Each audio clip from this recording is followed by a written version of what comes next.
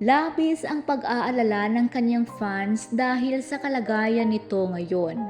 Marami ang labis na nalungkot dahil sa pansamantala nitong pagliban sa It's Showtime dahil sa kalagayan nito ngayon.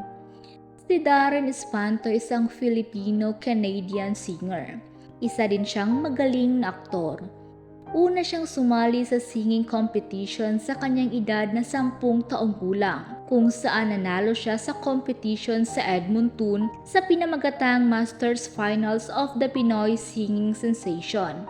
Siya rin ay unang napanood sa telebisyon sa parehong edad nang sumali siya sa reality television ng YTV na The Next Star noong 2012.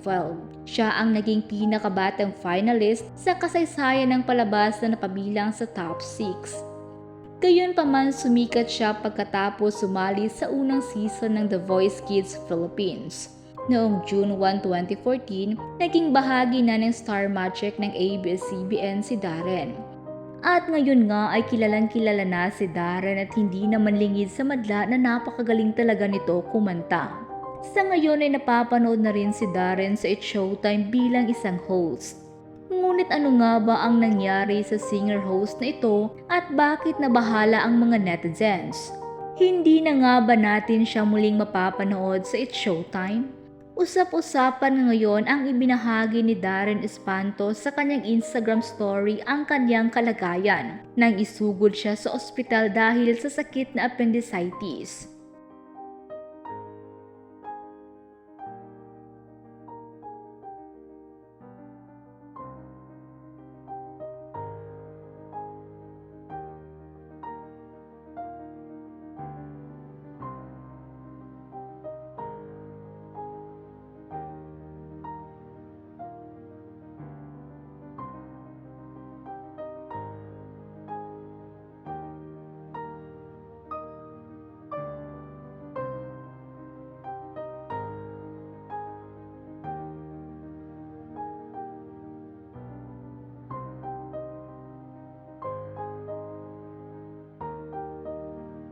Sa kabila ng hindi inaasahang pangyayari, ipinahayag ni Darren ang kanyang pasasalamat sa kanyang pamilya at mga kaibigan na nagdasal para sa kanyang mabilis na pagaling.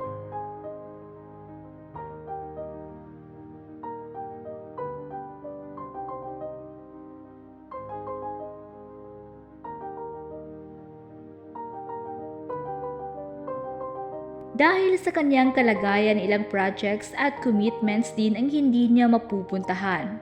Kaya naman ngayon pa lang ay humingi na siya ng tawad sa producers ng mga show na iyon. Humingi rin ng patawad ang singer sa mga producers ng show ng kanyang dadaluhan. Wish niya raw na sana'y makawork pa rin niya ang mga ito soon.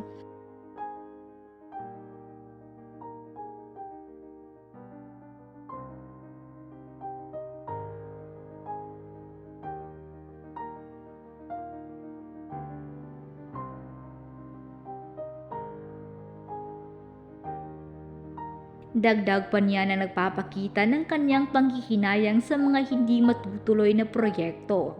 Kabilang sa cancelled performance ni Darren ay ang Tandaya Festival sa summer noong August 11. Nag-aabang ngayon ang mga fans at supporters ni Darren ng kanyang update sa kalagayan habang ipinagdarasal ang kanyang agarang pagaling at pagbabalik sa trabaho.